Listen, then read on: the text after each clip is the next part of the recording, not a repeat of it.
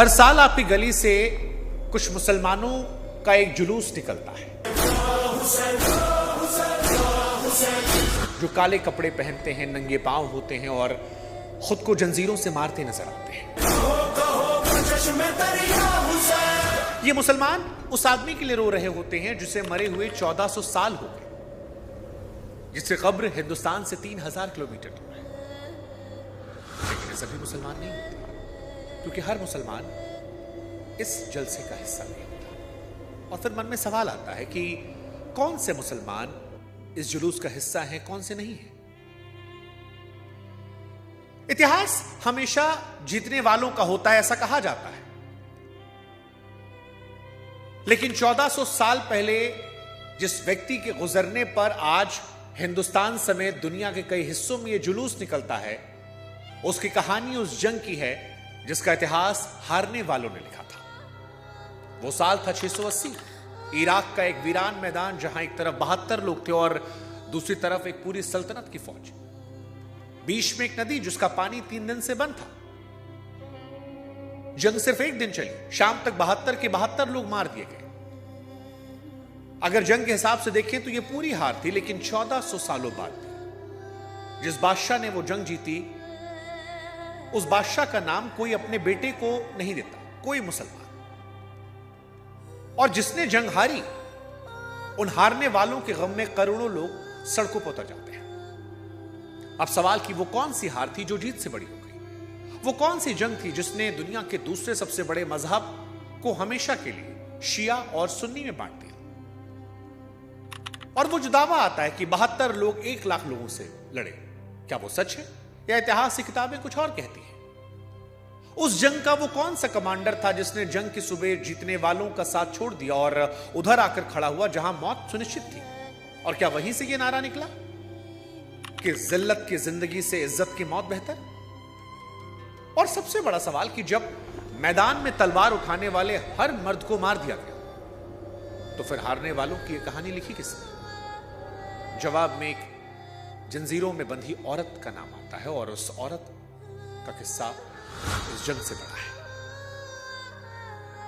एक और रोचक हिस्सा, क्या आप जानते हैं कि उस पूरे कत्लेआम, पैगंबर के पूरे खानदान के सारे मर्द मार दिए गए थे, सिर्फ एक जवान मर्द जिंदा बचा था। और जो बचा था उसे तलवार ने नहीं बचाया था, ढाल ने नहीं बचाया था, उसे बुखार ने बचाया था। अब सवाल कि भला बुखार किसी की जान कैसे बचा सकता है? आज समझेंगे। आज जानेंगे कि मुहर्रम में जो ताजिया निकलता है, जो मातम होता है, जो शिया सुन्नी का आप झगड़ा सुनते आए हैं, इनके पीछे कहानी क्या है? कैसे दुनिया के सबसे बड़े मजहबों में से एक इस्लाम शिया और सुन्नी में बंट गया?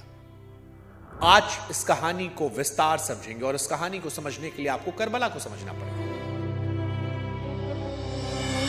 हाँ, एक यकीन हम आपको दिलाते हैं कि शुरू से आखिर तक इस कहानी में किसी का हम पक्ष नहीं लेंगे, सिर्फ वो बताएंगे जो इतिहास के पन्नों में दर्ज है, और जो भी दर्ज है वो सबूत के साथ आपके सामने रखेंगे। इस वीडियो का हर बड़ा दावा जिस किताब या दस्तावेज से हमने लिया है, उसका लिंक हमने डिस्क्रिप्शन में दे दिया है, ताकि नियत पर कोई सवाल ना हो, क्योंकि ये टॉपिक बहुत सेंसिटिव है, बहुत सेंसिटिव है। और कईयों का मानना था कि इस टॉपिक पर शुभांकर मिश्रा होकर वीडियो बनाना सही नहीं है, लेकिन हमें लगा कि जानकारी कभी खराब नहीं होती, और सच का सिर्फ एक वर्जन होता है, सच। झूठ में आपको सोचना पड़ता है, सच बोलने के लिए क्या सोचना है। इसलिए आज शिया और सुन्नी इस्लाम में कैसे बटे, इसका सच हम आपके सामने रखेंगे। इस कहानी की शुरुआत करने से पहले हम अपने दर्शकों से एक बात कहना चाहेंगे कि आगे इस कहानी में जो भी नाम आएंगे, जैसे कि मोहम्मद साहब, अली, हसन, हुसैन, मुसलमान जो हैं वो इनकी इज्जत करते हैं और उन्हें हजरत और इमाम जैसे एहतराम के लफ्जों के साथ याद करते हैं। लेकिन कहानी की रवानी के लिए मैं आगे नाम लूंगा, पर एहतराम हर नाम के साथ आप शामिल समझिएगा, ठीक? ये आपसे गुजारिश है, ताकि नियत पर सवाल ना हो। नमस्कार, मैं हूं शुभांकर मिश्रा, और इस कहानी की शुरुआत करें उससे पहले एक छोटी सी रिक्वेस्ट हमारी आपसे है, क्योंकि बहुत ही सेंसिटिव टॉपिक पर बहुत ही डिटेल्ड रिसर्च के साथ ये वीडियो हम बना रहे हैं। काफ़ी समय इसकी पढ़ाई लिखाई में हमने दिया। हम चाहते हैं कि हमारी मेहनत को थोड़ी सी इज्जत आप बख्शें और हमारे चैनल को 1 मिनट पॉज करके सब्सक्राइब कर लीजिएगा। हमें खुशी होगी, ये आपकी तरफ से तोहफा होगा हमें। दूसरा, संभव हो तो हमारे व्हाट्सएप चैनल से जुड़िएगा ताकि हम और आप अपने रिश्ते को मजबूत कर सकें और आगे भी ऐसे सेंसिटिव इश्यूज पर जब हम वीडियोस बनाएं तो वीडियोस आपके व्हाट्सएप पर पहुंच जाएं ताकि आपको खोजने की जरूरत ना पड़े या फिर फीड में कभी दिखाई पड़ जाए वैसी नौबत ना आए। तो हमारे आपके रिश्ते को भी हम थोड़ा और बेहतर कर सकते हैं। ये आपसे गुजारिश है, कोई ज़बरदस्ती नहीं है। आपकी इच्छा हो तो हमारी मेहनत का शुक्राना कीजिएगा, नहीं है तो कोई बात नहीं। हम कहानी की शुरुआत करते हैं। एक ही नबी को मानने वाले शिया और सुन्नी में कैसे बटे, ये बहुत इंपॉर्टेंट है और इस कहानी को समझने के लिए पैगंबर की मौत से थोड़ा पीछे चलना पड़ेगा। एक ऐसी जगह जिसका नाम शायद आपने ना सुना हो, पर जिस पर आज भी सबसे बड़ी बहस टिकी है। नाम गदीर खुम। 16 मार्च 632 को पैगंबर मोहम्मद साहब अपनी आखिरी हज यात्रा से मदीना लौट रहे थे। रास्ते में गदीर खुम नाम की एक जगह पड़ती है जहां से अलग अलग रास्ते अलग अलग दिशाओं में जाते थे, यानी वो जगह जहां लोगों को बिछड़ना था। यहीं पैगंबर ने हजारों लोगों के बीच अली, जिन्हें आप हजरत अली भी कहते हैं, उनका हाथ उठाकर एक बात कही जो आज तक दोहराई जाती है कि जिसका मैं मौला हूं उसका अली भी मौला है। अब यहां पूरा पेच इसी एक शब्द में है, मौला। यह अरबी का ऐसा शब्द है जिसके कई मतलब हैं। इसका मतलब मालिक और नेता भी होता है, दोस्त और अपना आदमी भी होता है, और यहीं से 2 रास्ते फूटते हैं। यानी वो कह रहे थे कि जो अली को नेता मानते हैं वो कहते हैं इस दिन पैगंबर ने साफ ऐलान कर दिया था कि मेरे बाद कौम का सरदार अली होगा, हजरत अली। वो इस दिन को ईदे गदीर के तौर पर आज भी मानते हैं। और दूसरी तरफ के लोग कहते हैं कि मौला का मतलब यहां नेता नहीं, वो बताना चाह रहे थे कि ये मेरे अजीज हैं, प्यारे हैं, मेरे अपने हैं। अली की तारीफ और मोहब्बत का इजहार था, कोई गद्दी सौंपने वाली बात नहीं थी। अब यहां मैं एक बात साफ कर दूं ताकि कोई गलत न समझे, ये घटना दोनों पक्ष मानते हैं, दोनों की किताबों में दर्ज है। झगड़ा घटना पर है ही नहीं, झगड़ा सिर्फ उस एक शब्द के मायनों पर है कि मौला जो शब्द कोट किया गया वो नेता के लिए था या प्यारा दोस्त के लिए था। और यही वो सवाल पहली बार हवा में आया कि पैगंबर के बाद कौम की कमान किसके हाथ, जो आगे चलकर एक गहरी खाई बन गया। खाई तब खुलकर सामने आई जब कुछ ही हफ्तों बाद पैगंबर साहब इस दुनिया से रुखसत हो गए। अब यहां से कहानी आगे बढ़ी। 8 जून 632 से उस दिन मदीना शहर में इस्लाम के आखिरी पैगंबर मोहम्मद साहब दुनिया से रुखसत करते हैं।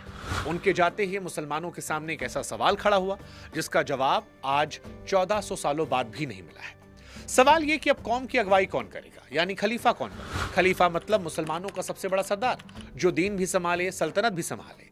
इस सवाल पर लोग 2 राय में बढ़ गए। एक तबका कहता था कि अगुवाई पैगंबर के अपने खानदान में रहनी चाहिए और उसके लिए सबसे सही नाम था अली का, जिन्हें आज दुनिया हजरत अली या फिर इमाम अली के नाम से जानती है। और आगे हम आपसे फिर कह रहे हैं कि जब हम नाम लेंगे तो आप एहतराम अपने आप समझ लीजिएगा।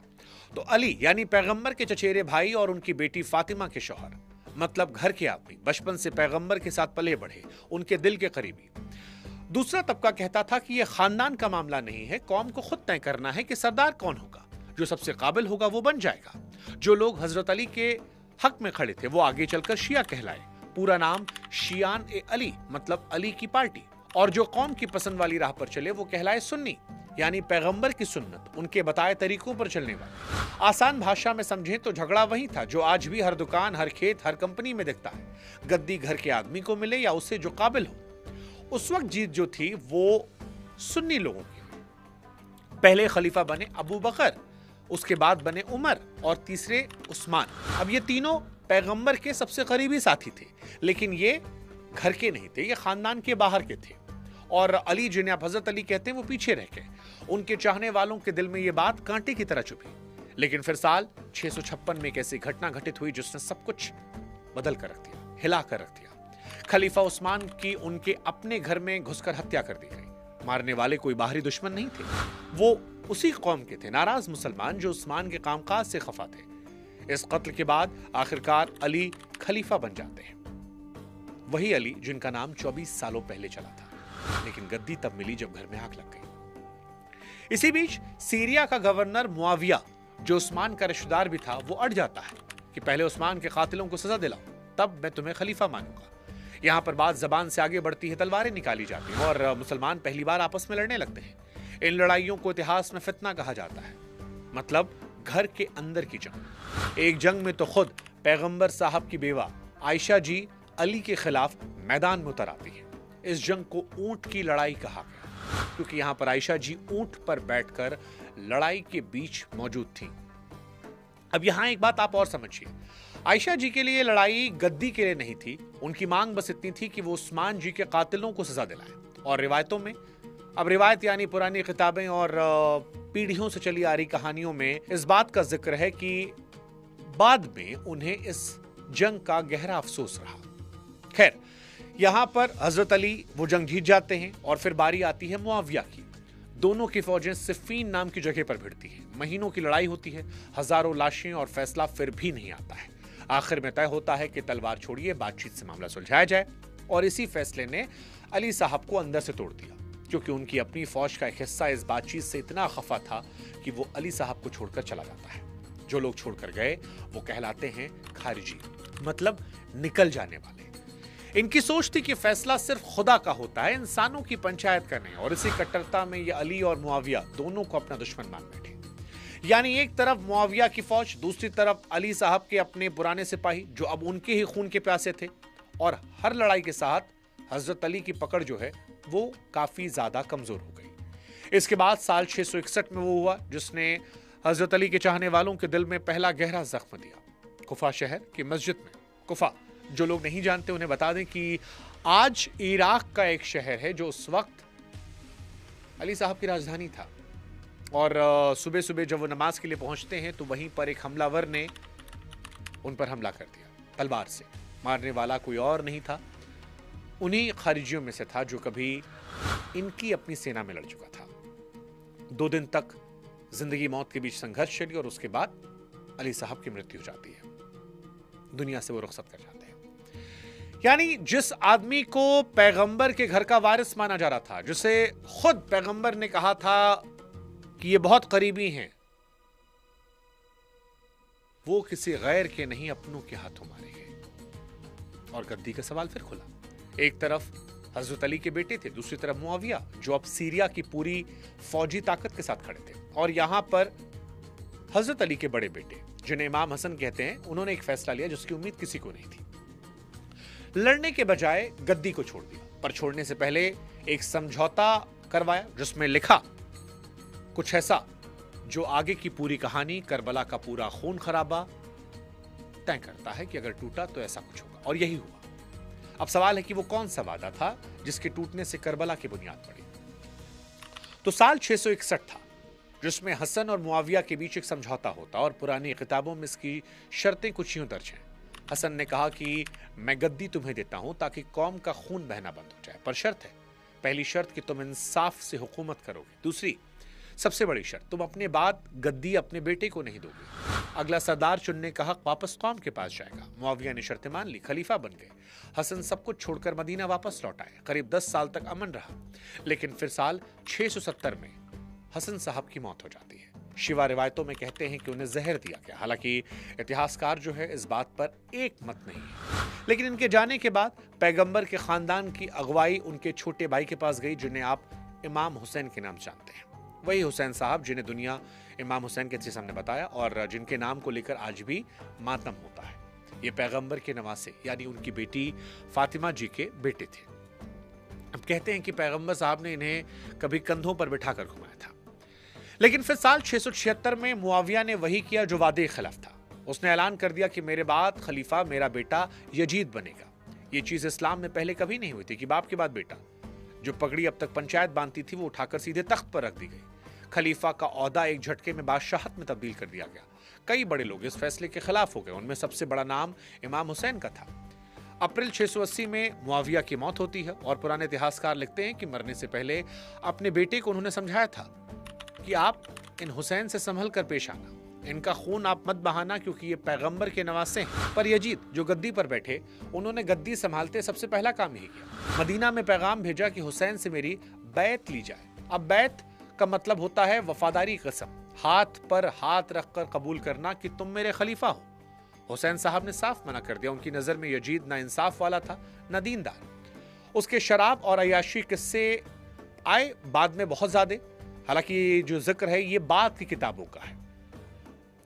लेकिन एक बात जो तय आती है कि शुरुआती इतिहास भी ये कहता है कि इनकी कौम में बहुत खास इज्जत नहीं थी। इमाम हुसैन की एक बात रिवायतों में बार बार आती है कि मुझ जैसा यजीद जैसे कि बैत नहीं कर सकता, और उसी रात हुसैन साहब अपने परिवार के साथ मदीना छोड़कर मक्का चले आते हैं। मक्का क्यों गए थे, इसकी भी एक कहानी है, क्योंकि मक्का के अंदर खून बहाना हराम माना जाता है और यहां पर वो पूर्णता महफूज थे।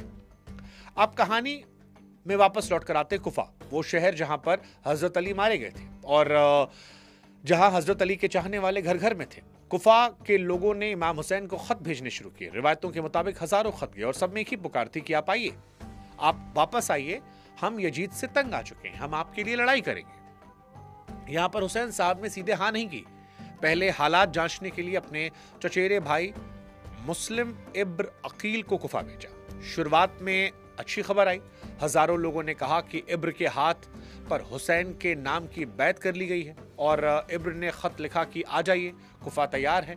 और यही वो खत था जिसने हुसैन को रेगिस्तान के रास्ते पर डाल दिया। मक्का में कई बड़े लोगों ने उन्हें समझाने की कोशिश की कि कुफा वालों ने आपके पिता को धोखा दिया, आपके भाई को धोखा दिया।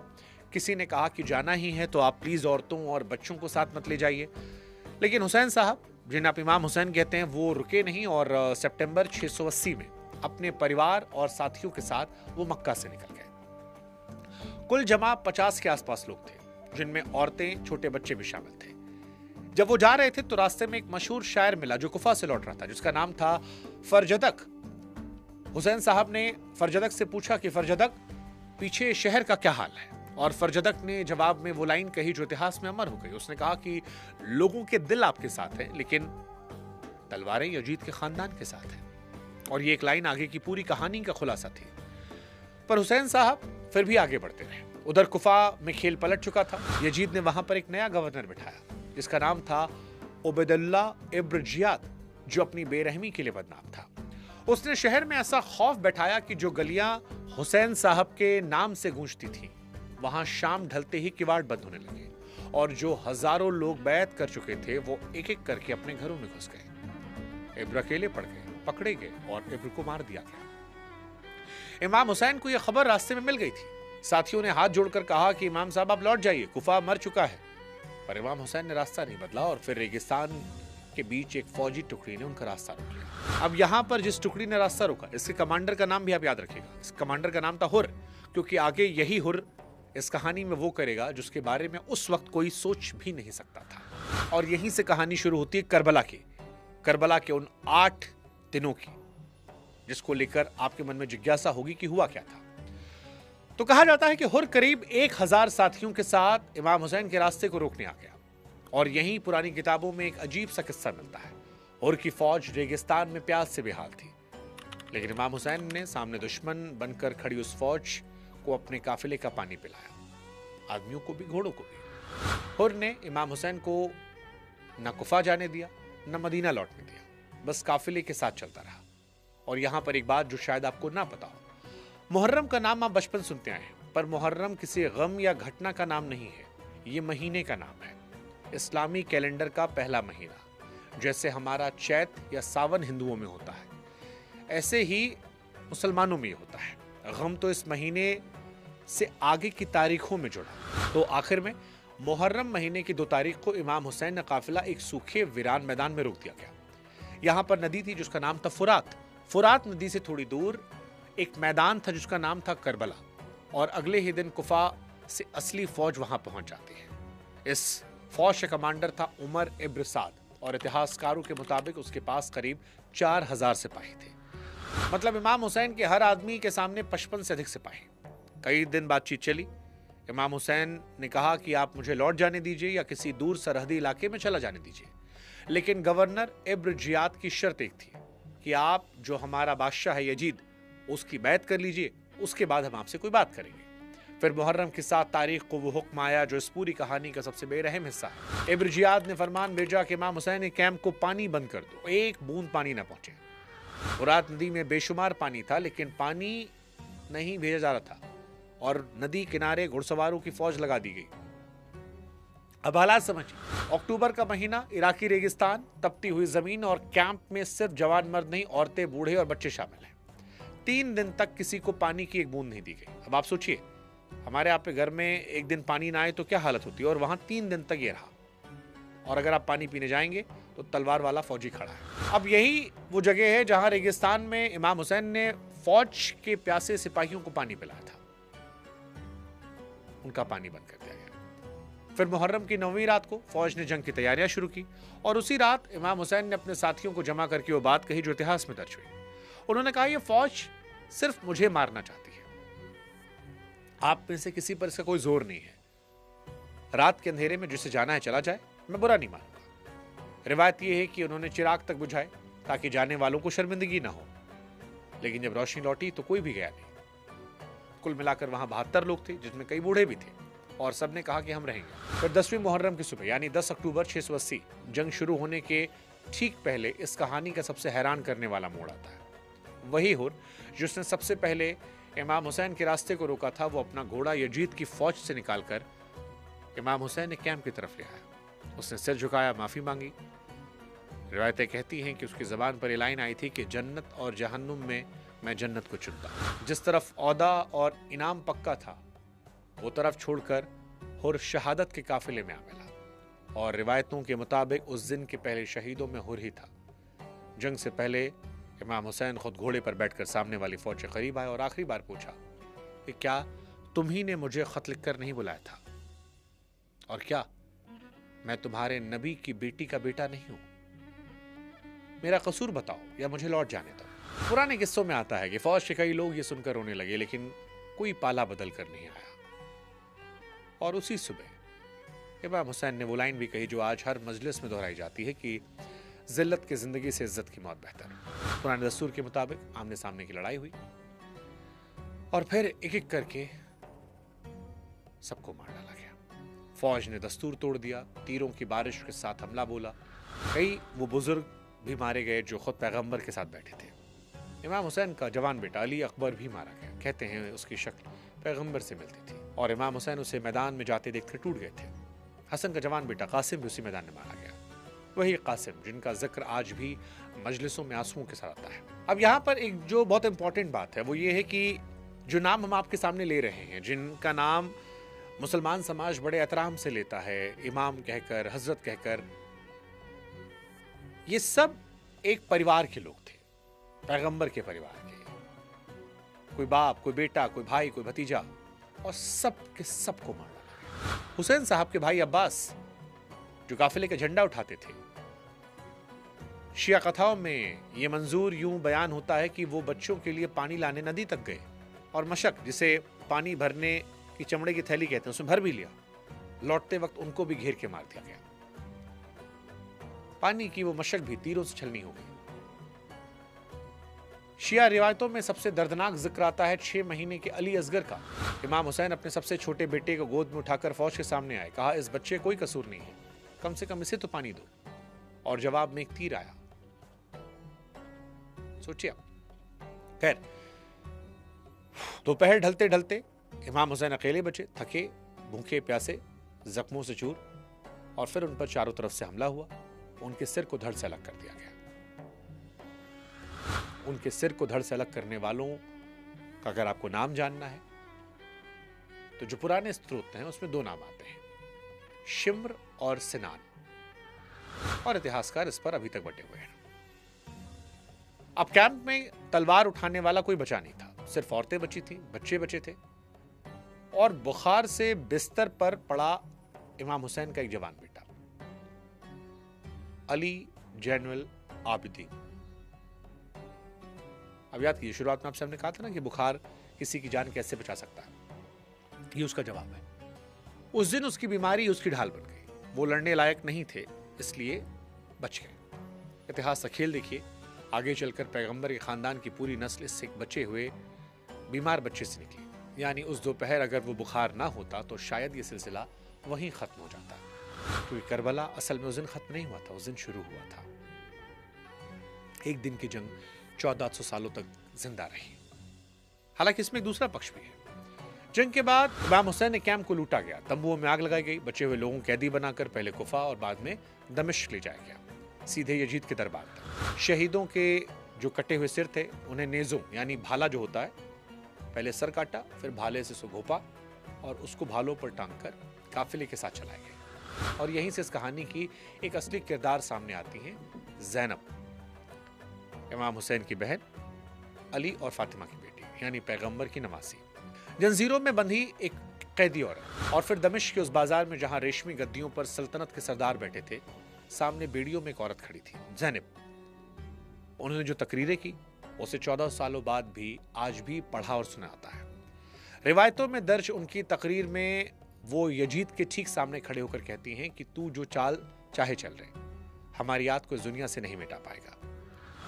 आप सोच कर देखिए कि जिनके भाई, बेटे और भतीजे को एक दोपहर में कत्ल किया गया हो, जो खुद जंजीरों में खड़ी हो, वो उसी बादशाह को ललकार रही है। करबला में तलवार यजीद जीता था, पर कहानी में ज़ैनब जी जीत गई। और आज हिसाब देखिए, यजीद के नाम से लोग कतराते हैं और ज़ैनब के नाम पर घर घर में बेटियां हैं। सोचने वाली बात है। दरबार में बैठे लोगों का मन पलटने लगा और बात शहर शहर फैलने लगी। आखिरकार कैदियों को रिहा करके मदीना भेजना पड़ा, रास्ते भर, और फिर मदीना पहुंचकर ज़ैनब और इमाम हुसैन के बचे हुए बेटे जैनुल आबिदीन ने घर घर ये किस्सा सुनाया। और किस्से सुनाने का यही सिलसिला आगे चलकर मजलिस बन गया, यानी वो महफिलें जिनमें आज भी हर मुहर्रम में करबला की कहानी सुनाई जाती है और सुनने वाले रोते हैं। इमाम हुसैन की शहादत यजीद की हुकूमत के गले की हड्डी बन गई और खुद यजीद की मौत करबला के सिर्फ 3 साल बाद हो गई। 40 की उम्र भी नहीं देख पाए। फिर जगह जगह बगावतें फूटी। कुछ ही सालों में कुफा में मुख्तार नाम के एक आदमी ने उठकर करबला का बदला लिया और उमर इब्न साद से लेकर इब्न जियाद तक करबला के जिम्मेदार को चुन चुन कर मारा गया। यजीद के खानदान की हुकूमत चलती तो रही, लेकिन उसके नाम पर करबला का दाग ऐसा चिपका कि 70 साल के अंदर वो पूरी सल्तनत उखड़ गई। उखाड़ने वाले नारा यही लगाते थे कि हम पैगंबर के घर वालों का बदला ले रहे हैं। उधर इमाम हुसैन की याद धीरे धीरे रस्मों में ढल गई। मुहर्रम की 10 तारीख, जिसे आशुरा कहते हैं, मातम का दिन बन गए। हिंदुस्तान में इसमें ताजिए का अपना रिवाज जुड़ा। ताजिया यानी इमाम हुसैन के मकबरे की नकल में वो सजे हुए ढांचे जो जुलूस में निकाले जाते हैं और आखिर में दफन किए जाते हैं। कहीं लोग सीना पीटते हैं, कहीं जंजीरों का मातम होता है, कहीं बस काले कपड़े और खामोश जुलूस। तरीका जो भी हो, मकसद सबका है कि उस एक दिन को भूला नहीं जाएगा। इस याद की तारीख भी देखिए। इमाम हुसैन की शहादत के 40वें दिन को अरबईन कहते हैं और उस दिन दुनिया भर से लोग सैकड़ों किलोमीटर तक पैदल चलकर करबला पहुंचते हैं। गिनती करोड़ों में की जाती है। उस आदमी के कब्र पर जिसके साथ मरने वाले सिर्फ 72 लोग खड़े थे। जिस करबला के मैदान में इमाम हुसैन को पानी की एक बूंद नहीं दी गई, आज उसी रास्ते पर हर कुछ कदम पर लोग मुफ्त खाना और पानी लेकर बनते हैं। अब यहाँ आपके मन में एक सवाल आना चाहिए कि अगर करबला इतना बड़ा जुल्म था तो सारे मुसलमान मातम क्यों नहीं करते, जिसका जिक्र हमने शुरू में किया था। शिया और सुन्नी एक ही गम को 2 अलग नजरों से क्यों देखते हैं, और यहीं से खुलता है दूसरा पक्ष, इस कहानी का सबसे कम बताया जाने वाला हिस्सा। पहली बात, इमाम हुसैन सिर्फ शिया मुसलमानों के नहीं हैं, सुन्नी मुसलमान भी उन्हें उतनी मोहब्बत से याद करते हैं और करबला के जुल्म ज्यादातर सुन्नी आलिम भी मानते हैं। फर्क इस बात का है कि उस दिन को याद कैसे किया जाए। सुन्नी सोच में सीना पीटना और खुद को तकलीफ देना दीन के खिलाफ माना आता है, इसलिए बहुत सारे सुन्नी आशुरा के दिन मातम नहीं, रोजा रखते हैं। यजीद पर भी राय बटी हुई है। कुछ सुन्नी आलिम यानी दीन के जानकार उन्हें खुलकर जालिम कहते हैं, तो कुछ कहते हैं कत्ल का सीधा हुक्म उन्होंने नहीं दिया था, ये उनके गवर्नर इब्न जियाद की करतूत थी और ये बहस 1400 सालों से जारी है। मुआविया को भी सुन्नियों की नज़र में विलन की तरह नहीं दिखाता। वो पैगंबर के साथियों में से थे और सुन्नी मानते हैं किसी साथी को बुरा कहना दीन में जायज़ नहीं। इसलिए बहुत सारे सुन्नी आलिम अली और मुआविया के झगड़े को सही बनाम गलत की लड़ाई से नहीं, बल्कि 2 नेक लोगों के बीच राय के फर्क को मानते हैं। यानी झगड़ा इस बात पर नहीं है करबला में जुल्म हुआ था या नहीं, झगड़ा इस बात पर है कि उसे याद कैसा किया जाए, उसका असली जिम्मेदार किसे ठहराया जाए। दूसरी बात, वो 1 लाख वाला आंकड़ा। पुराने और भरोसेमंद स्रोत जो हैं, जैसे अल तबरी की तारीख, जो इस्लामी इतिहास की सबसे पुरानी और बड़ी किताबों में गिनी आती है, उसमें यजीद की फौज को करीब 4000 बताया गया। बाद के सुन्नी इतिहासकार भी इब्न कसीर जैसे कमोबेश यही गिनती दोहराते हैं। 1 लाख वाली गिनती बाद के किस्सों में बढ़ते बढ़ते बनी और यही बात जंग के बारीक बातों पर भी लागू है। अली असगर का तीर हो या अब्बास की मशक, ये डिटेल सबसे ज्यादा शिया किताबों से मिलती है, इसलिए मैंने वहां पर रिवायत कहकर संबोधित किया। इमाम हुसैन की तरफ की गिनती भी रिवायतों में 72 मशहूर है, जबकि इतिहासकार 70 से 100 के बीच मानते हैं। पर यहां पर एक बात समझने वाली है, जुल्म का वजन गिनती से नहीं तौलाता। 72 आदमियों के सामने 4000 भी उतने ही बड़े पहाड़ थे, और प्यासे बच्चों को पानी रोकने वाली 4000 की फौज हो या 1 लाख, जुल्म बराबर है। आज दुनिया के हर 10 मुसलमान में करीब 1 या 2 शिया हैं। ईरान दुनिया का सबसे बड़ा शिया मुल्क है। इराक में भी आधे से ज्यादा लोग शिया हैं, और खाड़ी के ज्यादातर बाकी मुल्क सुन्नी हुकूमतों के हाथ में है। ईरान और सऊदी अरब की जो खींचतान आप खबरों में देखते हैं, यमन से लेकर लेबनान तक जो लड़ाइयां चलती हैं, उनमें तेल भी है, सियासत भी है, ताकत भी है, लेकिन इन सब के पीछे सबसे पुरानी लकीर यही शिया और सुन्नी की है। यानी 1400 साल पहले रेगिस्तान के कोने में जो हुआ था वो आज भी नक्शे पर बदल रहा है। एक बात साफ, शिया और सुन्नी नाम के धड़े करबला से पैदा नहीं हुए थे, वो पहले से थे। करबला के बाद फर्क सिर्फ राय का नहीं हुआ, खून का हो गया। पर इस पूरी कहानी में एक बात मैंने अब तक छिपा कर रखी थी, और वो सबसे ज्यादा छुपने वाली।